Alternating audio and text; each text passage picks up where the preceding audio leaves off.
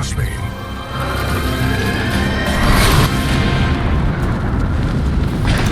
Titanfall 2 didn't make me feel powerful because of the guns, movement, or even the Titan.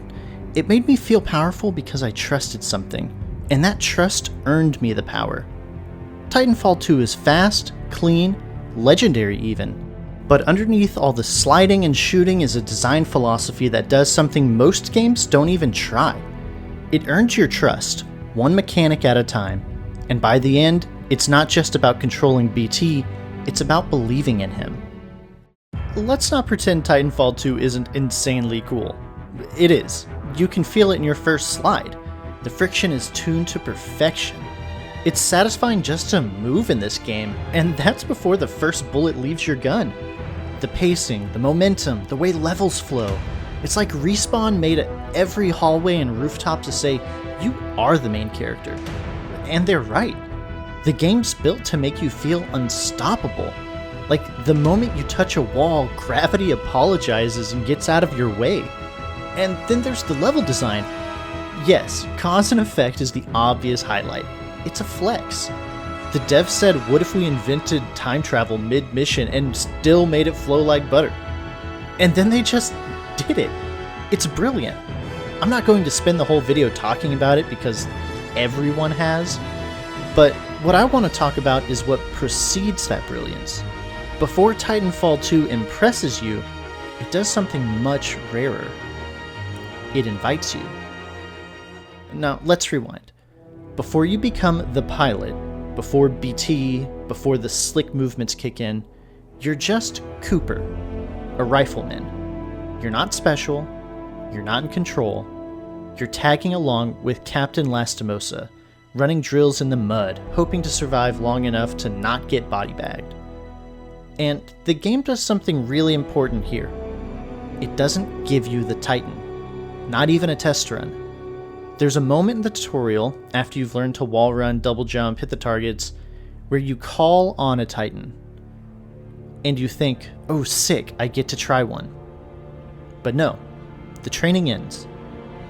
The game refuses to let you skip the line. Why? Because Cooper hasn't earned it yet, and neither have you. And here's the genius of that.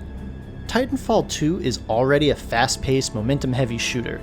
It could have easily leaned into the instant gratification, you want a Titan? Sure, here, go nuts. But it doesn't. It withholds. And in doing so, it sets a rule. Power in this world isn't just handed out, it's earned. And more than that, it's given by someone else. So when Lastimosa dies and hands you control of BT, that moment matters. It's not just a plot beat. It's not, you unlock the Titan. It's, someone trusted you with their Titan. That shift from rifleman to pilot isn't mechanical. It's emotional. It's personal. And it lands because the game made you wait for it. And even then, the moment you do get BT, it's not all systems go. You're not an instant badass. You still have to earn his trust too. What the game does next is so subtle most people miss it, but it's maybe my favorite part of the whole campaign. You talk to BT. Not in a cutscene, not through linear voiceover. You press a button, X or V. The game gives you options. You make a choice. Do you want to know more about this place? Do you want to joke with BT, or do you want to ignore him? You choose. And that choice is the first mechanic of trust. Because when you press that button, you're not just world building, you're relationship building. You're learning about BT's thought process, his limitations, his humor. And in return, he learns about you. The game is literally training you to be companions, not just pilot and machine, but partners. You're not watching a friendship form, you're participating in it.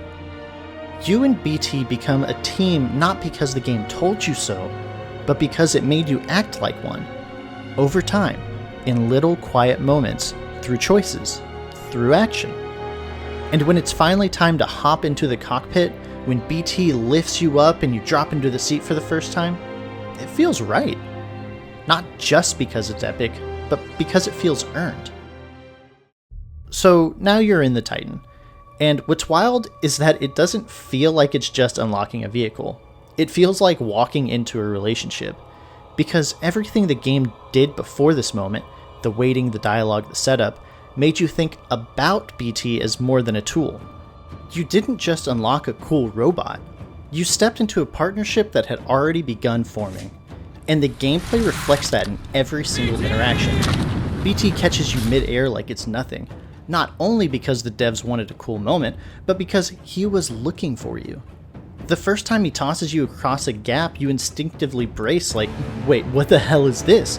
But he nails it. You land, and suddenly the trust deepens. Not in a cutscene, in a mechanic. In a moment that required no explanation because the gameplay showed you how to feel. This is how Titanfall 2 tells its story. The combat's great, the AI's solid, but the real achievement? The way you feel safe in that cockpit. Genuinely, BT is your shield, your escape route, your companion. You start thinking less like a player trying to win a mission and more like someone who doesn't want to let him down. And that shift, that emotional investment, didn't come from cinematics. It came from gameplay. And now, finally, we can talk about effect and cause. Yes, it's an amazing level. Mechanically, it's a flex. You jump through time, you escape hazards, you manipulate events. It's brilliant. But the title isn't just describing the mission. It's the entire theme of the game. Cause and effect. Everything in Titanfall 2 is about trust and its consequences. You earn BT's trust, the cause, and the effect is a bond that carries the entire campaign. You start as a grunt, the cause, and you end as someone who's made choices that change the outcome of everything, the effect. Even BT follows that arc. His programming tells him to follow mission protocols, but the trust you build with him changes him. When he stretches those protocols for you, we'll get you transferred to a fully qualified pilot. Objection. Cooper is my pilot. Not because he's told to, but because he wants to, that moment hits harder than most games' big emotional swings. Because it wasn't just plotted, it was earned. And when he sacrifices himself at the end, it doesn't feel like a plot twist. It feels like the last, final step of the story you two have told together. Cause and effect.